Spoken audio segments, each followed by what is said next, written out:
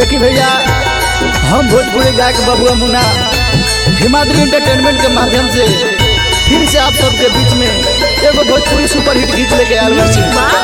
अब देखिए एगो मेहरारू अपना मर्द से कैसे अपन दुख सुनावतिया कहतिया आ कौना भाव में आई सुनी इस गीत के माध्यम से। ये भैया काहे कहिला राजा जी का हुवनवा में देरी, काहे कहिला राजा जी का हुवनवा में देरी, जारी के यारावा, जारी के यारावा, जारी के यारावाला गवे हेरा फेरी।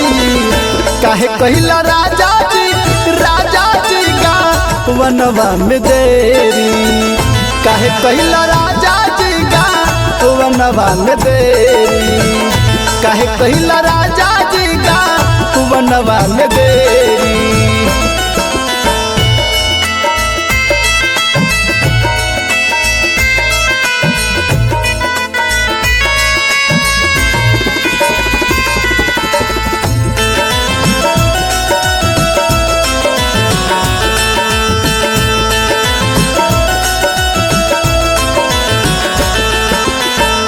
रसगर जवानी लेके झेलत बानी, काहे तू बुझत नइख एहो राजा जानी।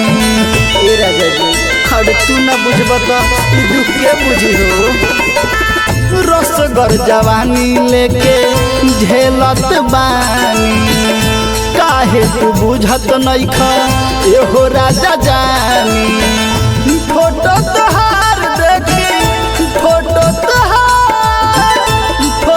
तोहार देखी लेके बेरी बेरी, काहे कहिला राजा जी का वनवा में देरी, काहे कहिला राजा जी का वनवा में देरी, काहे कहिला राजा जी का वनवा में देरी।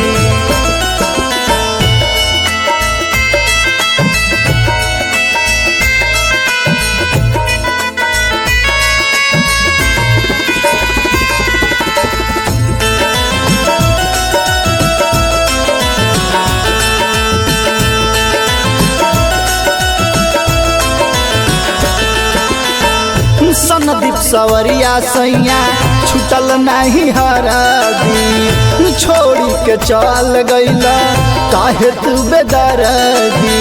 जा सफानी दर्दी बड़ा ये राजा जी।